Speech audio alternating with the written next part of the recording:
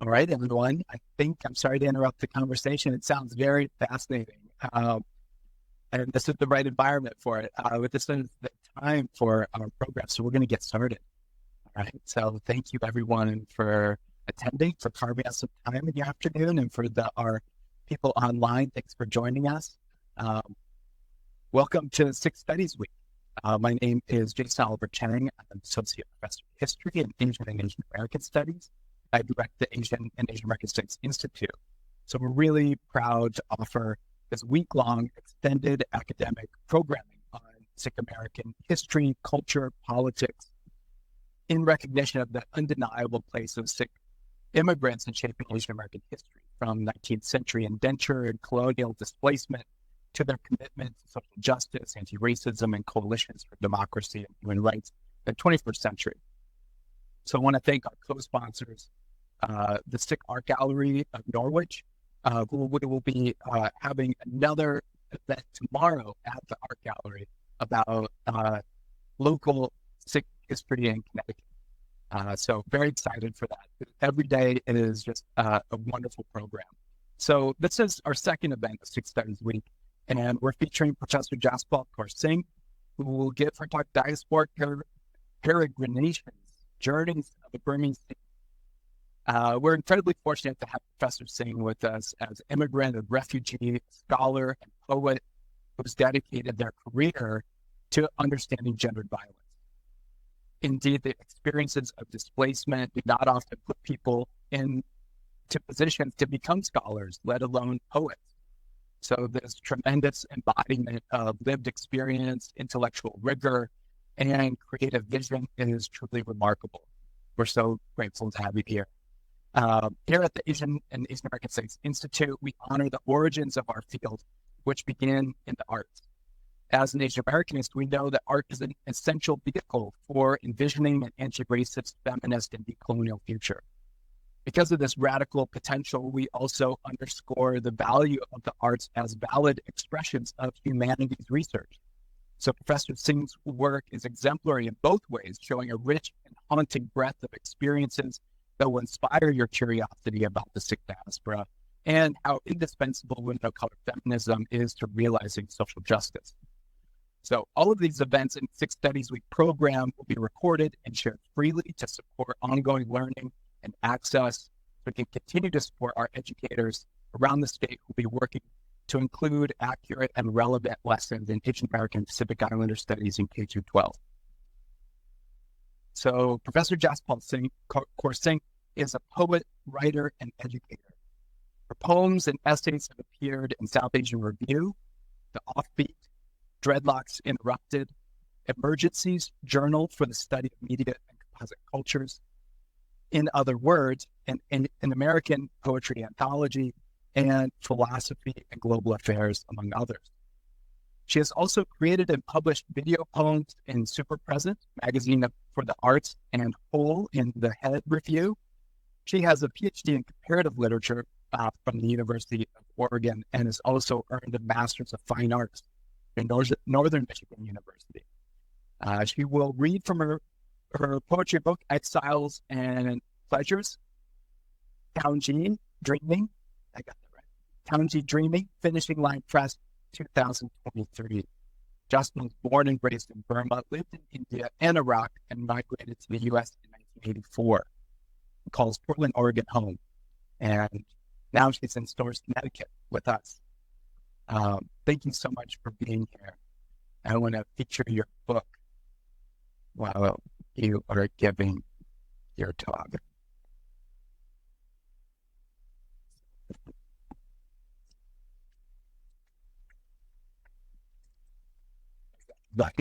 Yeah. Thank you so much, Jason. And thank you to the University of Connecticut and Jason and others for being here and for inviting me here. As you know, the poet hat is something that I've started wearing fairly recently, although I've been writing for a long time. In my academic life, I mostly wrote scholarly books, wrote on gender and sexuality in Asian and African texts, comparative literature. And in 2 years ago, I forget exactly when, I published my second monograph on gender and violence in Sikh literature. But because I am a hybrid person and I write on hybrid stuff, I will be also mentioning my other work in my talk. So thank you for being here. I really appreciate it. I'll just start reading in a way, hopefully that it's not too rushed. Thank you. In my research, scholarship, and creative work, I write about Sikh women's search for gender identity, sexuality, and agency in Indian and national and diasporic spaces and literature and culture. Sikh women and men have endured violence through centuries as a minority religious community, but it was the male who, as a warrior and saint, or a saint soldier, who became an icon for the Sikh community, while women were, for the most part, either silenced, rendered invisible, or viewed merely as the mother of the nation. The negotiations for gender identity and sexuality are either unacknowledged or are sidelined by the larger concerns of the Sikhs. Due to increased violence turbaned Sikh males face in the contemporary period, they too are feminized as either hypermasculine or violent, and some communities focus in literature and culture in India and in the diaspora is about defending the Sikh image and by extension the religion of Sikhism at all costs. Resistance and negotiation for empowering gender identity by women or by members of the LGBTQIA+ community are considered by many as going against the norm of Sikhism. Gender, a social construct, is almost always inconsistently understood and represented in Indian literature and culture. And religion too is a construct. And in the case of Sikhism, it can be viewed as be seen by its transformation and various permutations over the last 300 years or so of its existence through space and time as authentic in various forms. In this talk, I hope to highlight my personal and academic journeys from Burma, the country I was born and raised in, to India, the land of my ancestors, where I became a stateless person, a refugee, for 5 years after my exile from Burma as a refugee due to the military coup, where I became a naturalized citizen and earned a master's degree in English literature, where my marriage was arranged and where I had a daughter, to Iraq, where the first Sikh Guru Nanak traveled, and where my son, born in Baghdad, was baptized at a specific location, which has now a grand Gurdwara, to the United States of America, where I first came to on a green card and worked in retail, then went back to school, became a citizen, earned another master's degree and PhD, became an academic, and eventually earned an MFA and became, I think, a poet. Through my own search for identity and sexuality as a woman born in the Sikh diaspora. Therefore, my talk is interspersed with ideas of violence as constitutive of Sikh gender identity, while also having of resistance for empowerment, gender justice, and non-violence for all in India and the diaspora, all through my personal and academic journeys. As a post-colonial scholar and professor, a poet, a diasporic Sikh female subject, my writing has led me to questions of empowerment for marginalized and post-colonial subjects in India and the diaspora. As a comparatist who researched post-colonial South Asian and African women's texts for my doctoral thesis, I focused on madness in female writing, wondering why there were so many women going mad. I thought about my mother's younger sister, my aunt Channa, who, when we were exiled as refugees from the land of our birth to India due to the military coup of 1962, was diagnosed with schizophrenia and who will suddenly begin telling me stories of abuse and loss, after which she would become withdrawn for days. I was 19 years old at that time in Delhi. My older sister, a medical student, was too ashamed to take her for her electroshock therapy treatment, as she was told madness was hereditary, and so she tasked me to take her to the medical school for treatment. At the school, we would sit, my aunt and I, in a small room, the doctors and this entourage of medical students staring at my aunt, asking me questions and taking notes. She was married to my uncle Nanak, my father's youngest brother, who used to beat us senseless in the name of discipline that he learned, he proudly claimed, from the British in colonial Burma. His maxim was spare the rod and spoil the child. When he was barely 19, he was recruited by the Japanese army during Burma's occupation to be part of Subhash Chandra Bose's Indian National Army. He was mistreated and abused as a cookie for the Japanese soldiers. He nearly died of dysentery when he finally made his way back home to Tamji from Imphal to India at the end of the war, following the United States dropping the nuclear bombs on Hiroshima and Nagasaki. I wrote a short chapter in my manuscript about our uncle and the corporal punishment meted out to us by him as he got older and lost his turn after the war ended. Let me read a little bit from that excerpt. Nanak devised infinite ways of punishing me, my older brother, Sujit, and sister Chan, caning for failing exams on our bare buttocks, leather thong sandals slapping our back for returning the gaze, the look of insolence, he calls it, this lascivious badminton racket for special occasions such as being sly, eating street food behind his back, or being too bold, staying out after dark with friends, or he would simply use its open palm, a big one for a tall and skinny man, for not completing our homework. It was ruled in our house when I was just a girl of 7 that each exam fail will result in caning, and if you fail 2 exams, you will get 2 strokes of the canes. Canes that were solid wood and inch thick, the kind that English fabric from Manchester, England used to come rolled in from my father's shop. We were fearful of our uncle and resentful of our father for allowing uncle to terrorize us. But father was shamed, not only for his feisty daughters and bold son, but also for being exempt from going to war as he was engaged to be married to my mother.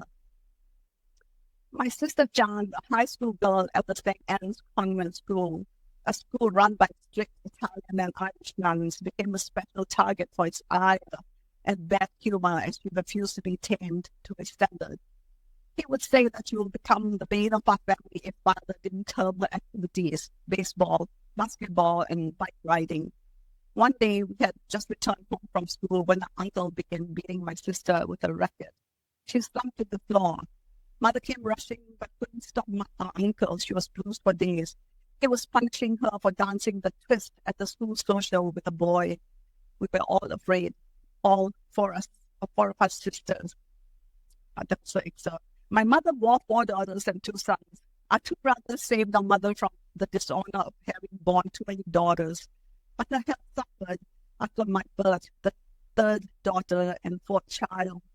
We lived in a joint family, and since my mother's younger sister was married to my younger uncle, the majority of the housework fell on my mother's shoulders. She was the one who knit, sew, cook, clean for the growing family. Yet when it came to the daughters, it was my uncle, Nanak, and my father's older brothers who kept an eye on us, making sure we didn't stray too far from the conventional and traditional culture of the Punjabi Sikhs, even in the diaspora. I knew even when I was a child that my mother had to take verbal abuse from my grandmother because my mother bore 4 girls. However, through it all, I also saw my older sister resisting patriarchal authority. A few years ago, I published a flash fiction piece about my sister's resistance in our hometown of Tamji. I'll read from it. It's called Halabalu in Tamji. One night, on the 16th birthday, Jan came home late from being with Goma, the moonlight shining on her long, dark hair, her body smelling of her lover's long and dark coconut fragrant hair.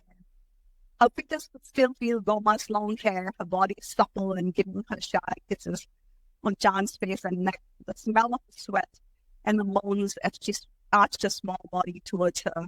Goma was the Nepali maid's daughter and had been inseparable ever since her mother came to work for Chang's family 10 years ago. Gliding along with easy, almost invincible steps, she stopped dead in her tracks at seeing Nanak, the disappearance of the Chawla family, by the wooden gates of their house. His bearded face, his pale blue turban, and his piercing eyes shone in the semi-darkness of the moonlit night.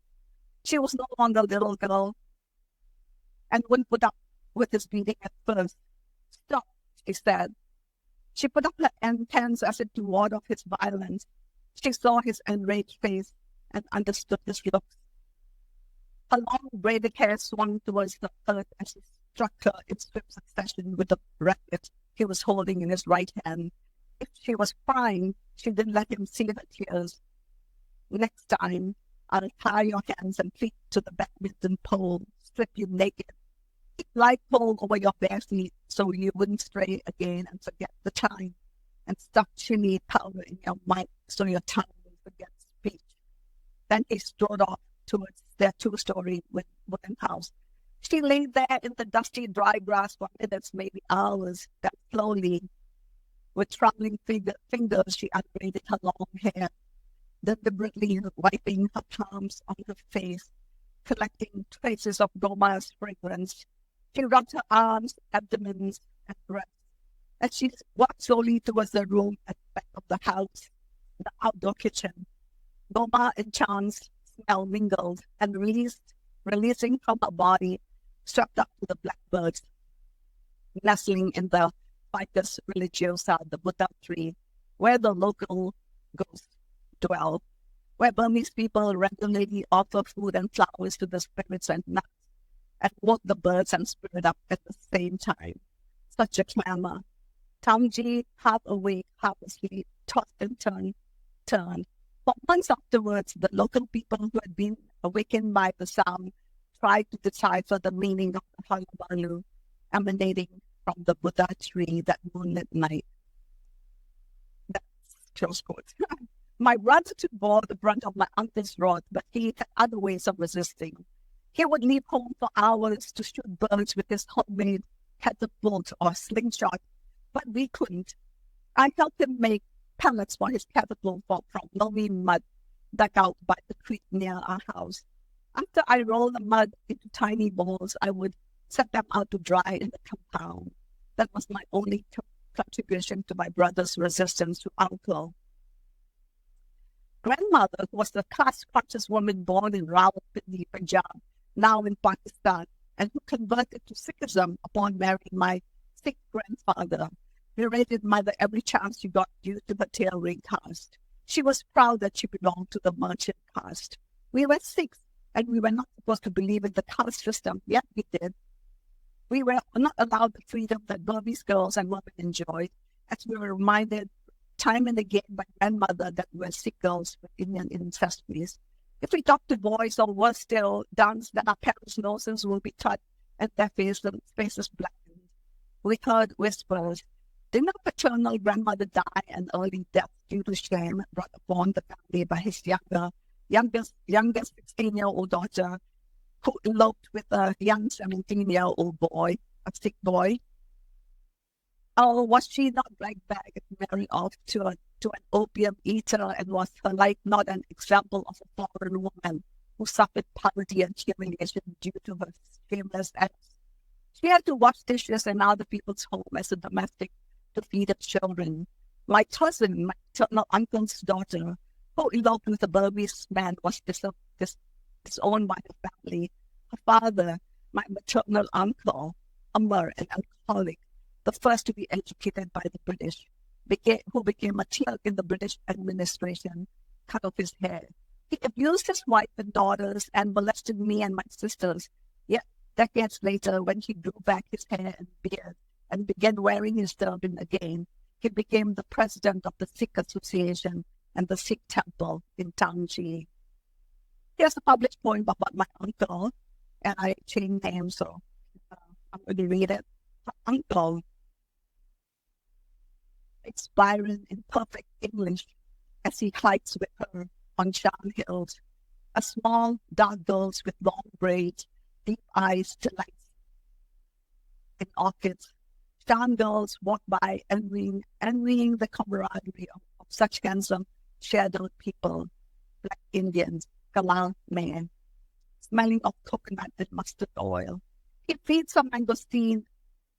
He feeds a dark mangosteen, touches her tender breast. For days, she smells of bizindi, apples left to dry on the tin roofs. They use them in spiced curry to add tartness to the fragrance.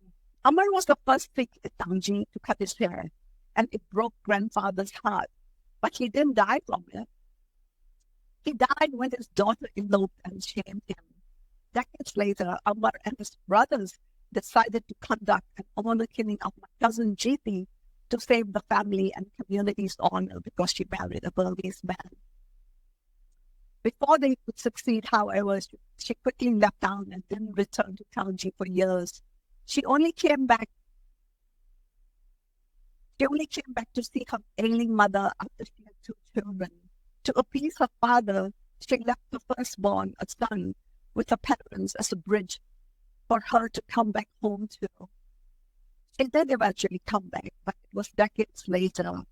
Her son calls her auntie and used to ask her constantly why she left him, and now lives the life of a Buddhist monk. My mother would whisper stories to us about another one of her dead sisters, my maternal aunt, who was in an abusive marriage and died when giving birth to a daughter. Her in-laws shamed her for keeping her head covered and not being able to speak English. Her educated sister-in-laws would yank her chimney, her headscarf, and would ask her to serve alcohol to her husband's friends. She wanted to return home, but couldn't. It wasn't allowed. My baby cousin's death was announced. My aunt's death was only mourned by my mother, who had a faded photograph of her, which I inherited. My sister and I learned the lessons well, but resisted in ways that were maddening to the patriarchs of the Indian community in Tangi, the small hill station in the Shan states of Burma.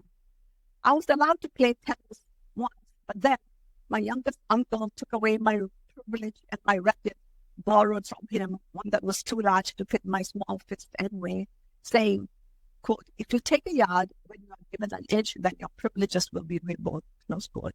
This occurred because I stayed after tennis lessons to talk to a group of boys and girls my age and a bit older. I was 14 years old. I cried. But then when I was told not to play basketball at my high school, I did. I went on to play for the University of Delhi and for the Delhi State years later. After rise as stateless, a refugee from Burma in 1968, I attended the government high school in New Delhi, even though I was only in 6th grade in Burma, as the nuns kept me back for years in elementary school. When I was only 5 years old, the nuns used to parade me around the school with a dunce cap. They kept me back 5 years in kindergarten. I passed the high school exam in India after a second attempt with honors in chemistry. Let me read an excerpt from Uncomfortable Truths, a published essay which was published in the Philosophy Journal about what it means to be called stupid by the nuns. Quote, "I was kept back in kindergarten for years. When I was 5 years, I was beaten black and blue by my teacher, Preeti Das, a westernized and modern woman from Burma, where I was born in 1951. For coming to school without a school bag, I was held back again in kindergarten for years, and the nun would periodically parade me around the school with a paper bag with stupid written on it. All the children laughed at me. I laughed along with them, but I knew in my heart something was not right, something small but puzzling. We think of uncomfortable truths. And as I progressed in the convent school in the 50s, I learned uncomfortable truths. I learned the difference between different falas from my 3rd grade teacher, Maggie. It was just a few years after independence from colonial rule and just before the military coup that toppled the democratically elected government of UNO. My teacher implied all Indians were dirty and greedy, trying to use humor to address the issue. I always used humor to break the tension, as I've seen my father, my father do, all the time. I said, teacher, if there were no class, we would have no Philatari or no Philaga. So Philatari is chair and Philaga is curtain, which the Kala word implies came from the Kalas. She looked at me, she said, those are the Kala few, the white foreigners, not the Kalas like you, the black ones, who are so stupid. My smile dissolved as the rest of the class tittered. I thought about it for years, hearing her words in other classes whenever I tried to ask a question or contribute my 2 cents worth in a discussion. However, an indomitable spirit from my Punjabi and Sikh ancestors, I continued learning from my experience, and one day, when I was old enough, learned to celebrate difference and have gone on to embrace what Sayan they called the pedagogy of the stupid by embracing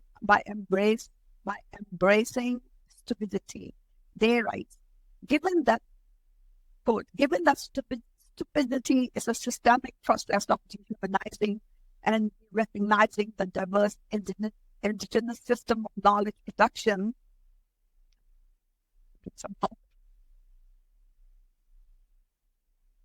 I don't know why you do that, but I want some medication. That makes me thirsty. Embracing stupidity is the honest self-reflective process of identifying ourselves as stupid, which pushes us towards a hierarchical, plural world in which knowledge is hierarchically produced rather than vertically, close quote. I have learned this lesson well from my own age mates as well as from my teachers, but mostly from people that have been, like me, marginalized and othered.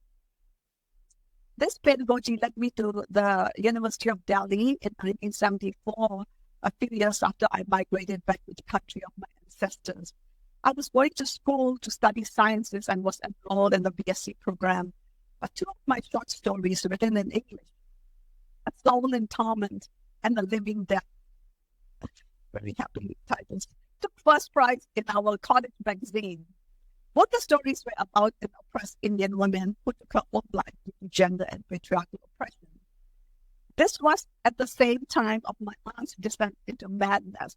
I realized I liked the humanities more than I liked STEM, so I enrolled in a master's program in English in English literature in 1974. Actually, I didn't enroll in 74. I completed it in 74.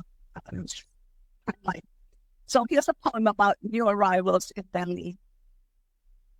Days, nights blur into busy bazaars and disparate sensibilities. A mother's troubled gaze searches lost daughters. Universities and crowded buses, overflowing rooms and untidy beds, gruel of tur dal and broken boiled rice, with fried dried chilies and green onions.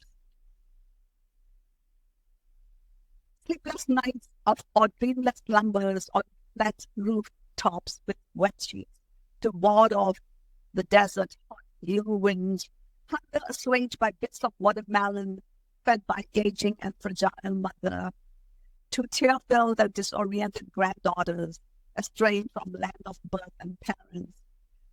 Chan buds never to bloom, chiaroscuro of smoldering glow between such dark spaces. I don't know if I will be telling it probably in the rest of it, but my parents were left back in Burma. They were not allowed to come for 3 years. So we had to live with our relatives. At this time, I became actively involved with anti-dowry marches, activism, and would go on protest marches.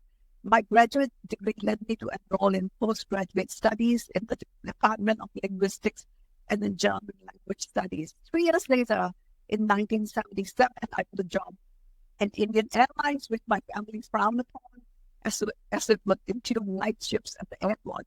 My father and older brother decided it was time for me to get married, so they found a suitable boy. If I refused this proposal, as I had done on numerous occasions, my younger sister, I was reminded, will remain unmarried. A Sikh man who was educated and has just returned from postdoctoral work in Norway. An acquaintance of my younger brother became my spouse. He asked me to stop cutting my hair, which I did when I first landed in New Delhi, even though I was a baptized Sikh and Amritari. So I was viewed as a fallen Sikh. And I did stop cutting my hair for a few years. But years later, after my son was born in Baghdad in 1982, I did cut off my hair again. When I was married, we lived in a small paper mill town in Kerala, as my then husband worked as a chemist for a paper mill. It was in a remote rural area. I began teaching at an elementary school in Kerala. I was invited to apply for a job there, but my husband refused, saying I was being offered the job due to his position in the factory. It was a small factory town by the river. So instead of getting paid for the job, I resisted his mandate by volunteering to teach. At that time, my daughter was 3 years old. She was born in my in-laws' hometown, Dehradun, and there was no celebrations. My husband continued to work at the factory. My in-laws declared that the next child would be a son. At 3, my daughter would accompany me to morning to the school where I taught English and sang nursery rhymes to those students. We lived in rural India from 78 to 81. The rice fields had been destroyed to bring a new paper mill in the area. A few years later, when I became pregnant with my second child, my husband took off to Baghdad, Iraq for a new job at the Scientific Council. He left me and my 4-year-old daughter behind with my in-laws, who were none too happy to feed a few more mouths in a small 2-bedroom home in Dehradun. They had lost their home in Pakistan during partition and were compensated by the government with a small house with damp high walls, a courtyard, and a flat rooftop. It used to belong to a Muslim community that was displaced due to the partition. After a few months, I persuaded him to send me a ticket for Iraq, as I wanted a child to be born where both parents were present. And during the Iran-Iraq war of the 80s, I arrived with my daughter to Baghdad. I was 7 months pregnant. Every night I would sit by the window, unable to sleep, as my body would itch due to allergies through the night, looking at the jet sorties in the early morning skies. Army tanks rolled by, black fabric shrouded various apartments, buildings where daily shaheeds' bodies would be returned to the family from the battlefields to be celebrated. So Saddam didn't allow them to mourn. They had to be celebrated.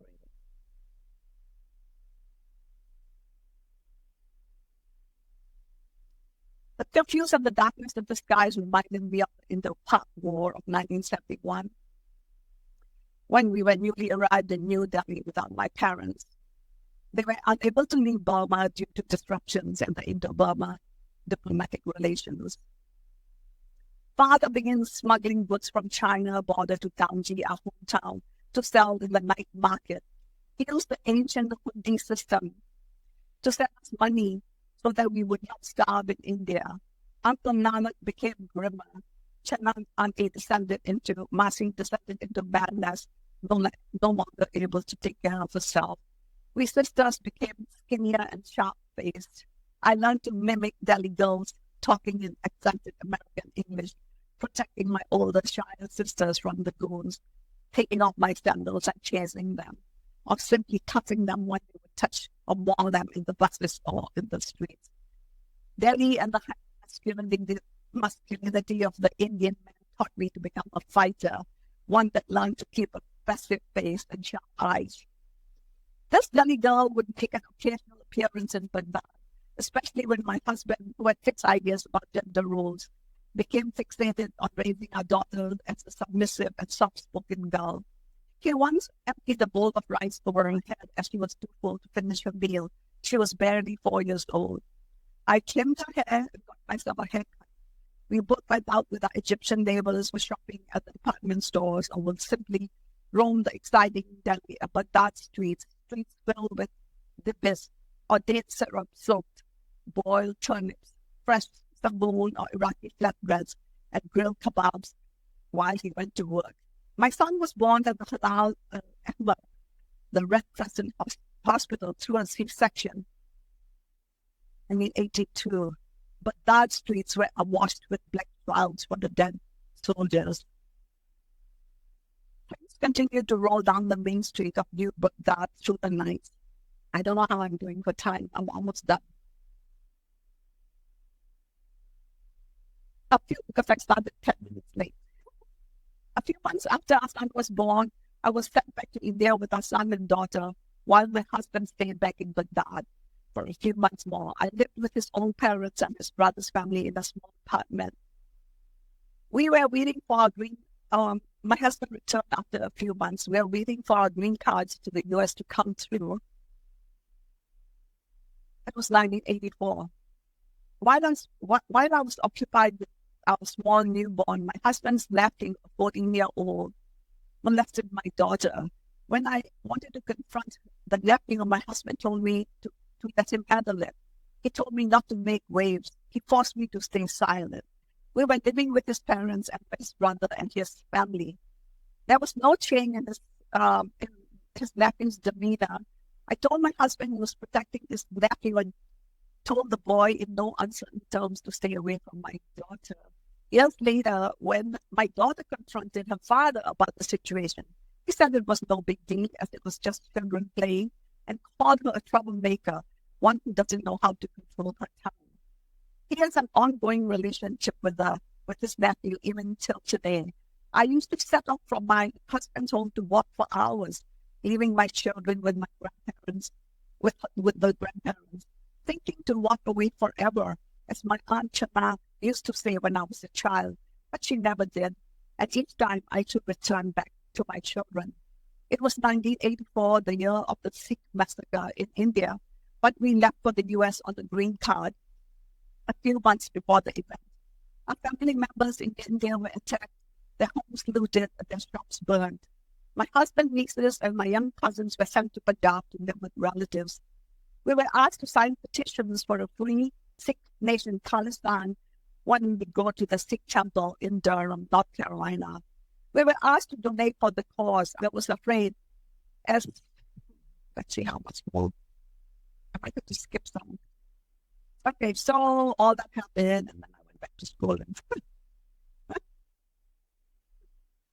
And we moved to Oregon, and I went back to school. I was told I have to do TOEFL, GRE, all that stuff, and I couldn't get back to school for a long time. It was 1990, and then I went to the Oregon State English Writing Center. They allowed me to become a volunteer tutor, and that's how I got back to school. I did my master's at Oregon State, and then I applied for a PhD in comparative literature at the University of Oregon. And then I got a postdoc fellowship at the UCLA, and now my daughter and I moved to LA. My son stayed back for a little while. So my doctoral thesis, as I told you a little while ago, was on it was called Maddening Inscriptions, Mandas's Resistance in African and Indian Women's Texts. Why did I do all this? So, yeah. And then it was published by the University of Calgary Press.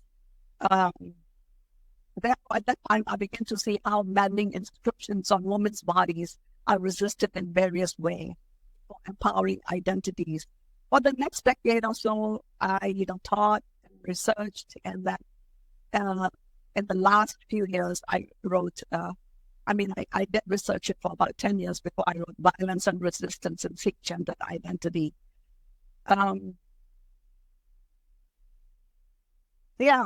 So from the moment when I walked out of an abusive marriage in 2001, when I was teaching at an HBCU in Tennessee, I went to Michigan. My life and my work has to do with, resistance in gender identity. I was in India in 2012 on a Fulbright scholarship when there was the gang rape of Jyoti Singh, a 22-year-old Delhi student. I continued to, I did a lot of activism there too. So many laws were changed, but marital rape law has not been changed in India.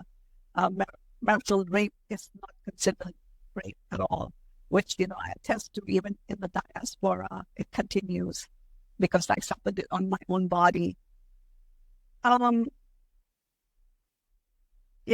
Domestic violence is also not accepted.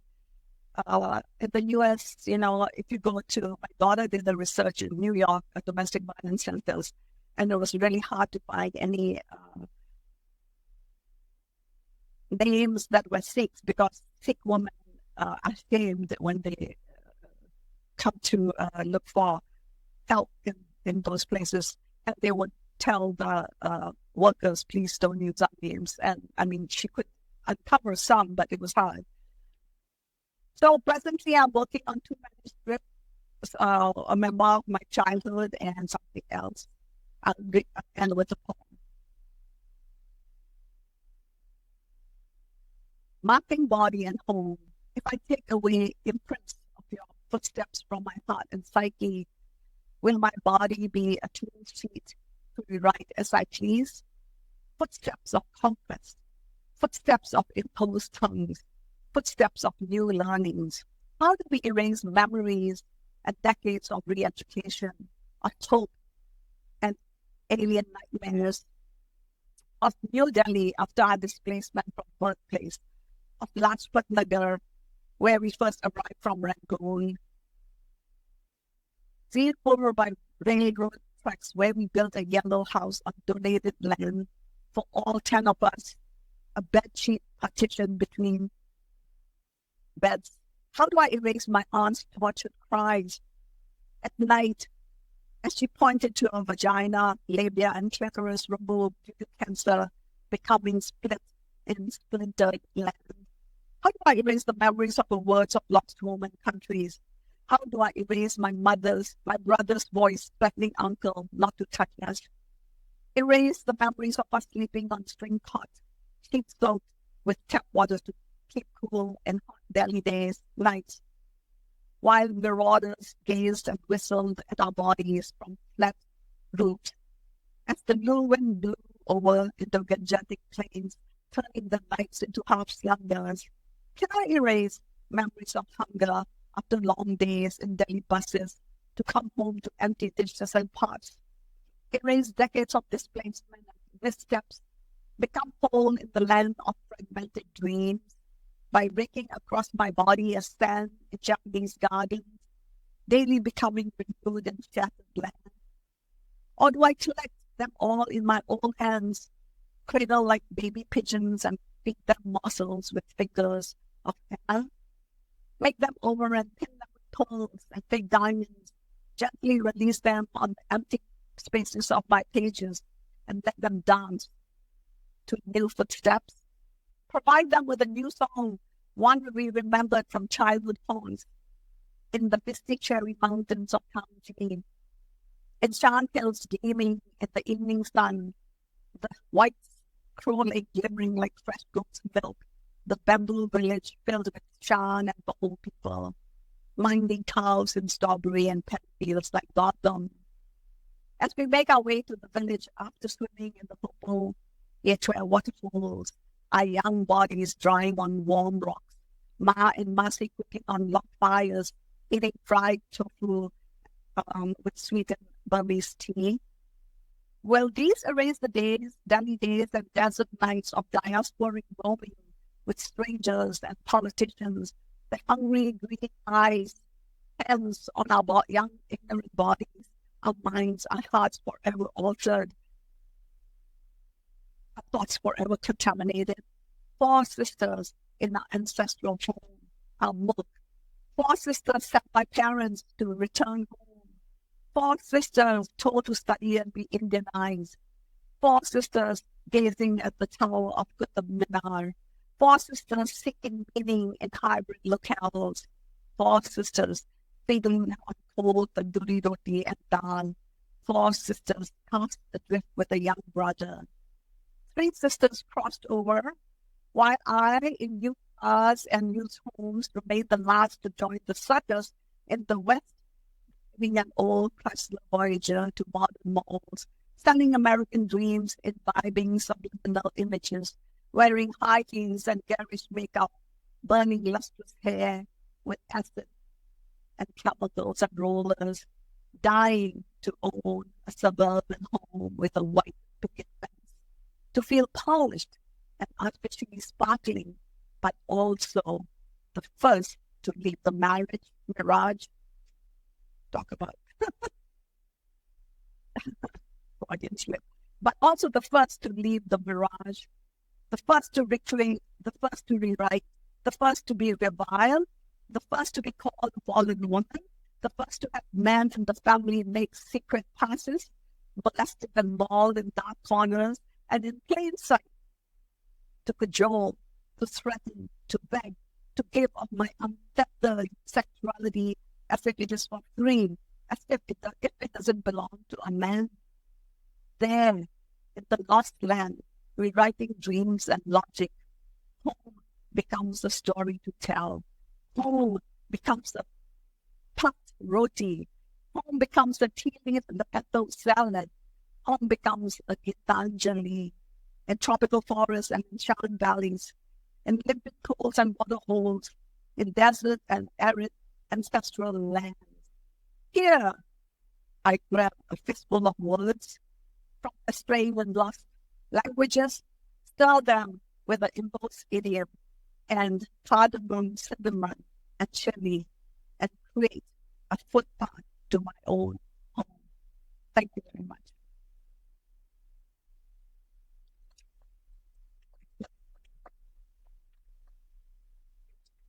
Thank you again.